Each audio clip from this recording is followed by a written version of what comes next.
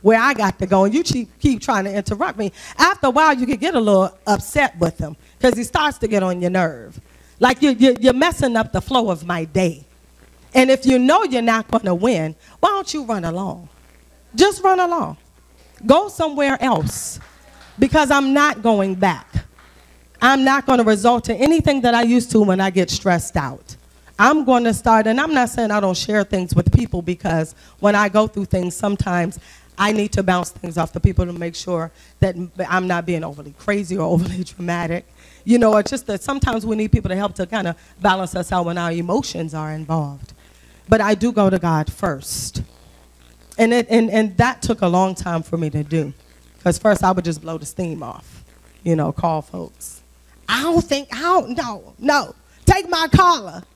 No, because I'm tired of this. Take my collar. But I mean, we would just get upset and let the emotions govern us instead of not letting God's love govern us. And that's what he's saying with the Jews and the Gentiles. I want my love to govern you so that you can build this church. I have something for you to accomplish. And that means that I'm going to use you to speak to people. I'm going to use you to build. I'm going to use you to spread my word. But I can't when you're broken and you're jacked up and you're staying separated. And so you have to make the decision, Gentiles and Jews. Let everything that you have go, Jews, and say yes to me. I need you to work with these people.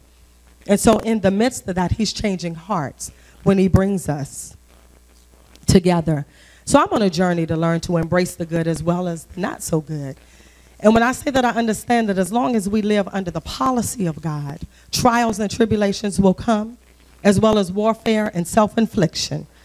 With the trials, it is understanding that when God says that no man can do anything to me, that handles the who. And that there's nothing that will separate me from his love. That handles the what.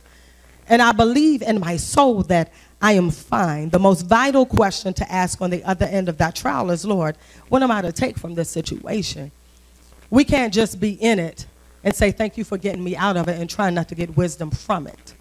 Because there's a purpose for everything that we go through. He's growing us. He's growing other people. You never know what's going to be on the other end. The end going might be rough, but the outcoming could be the best thing in our lives. When we look at it and we ask God to impart the wisdom in me that I need to understand, what transformation was I supposed to go through in this moment?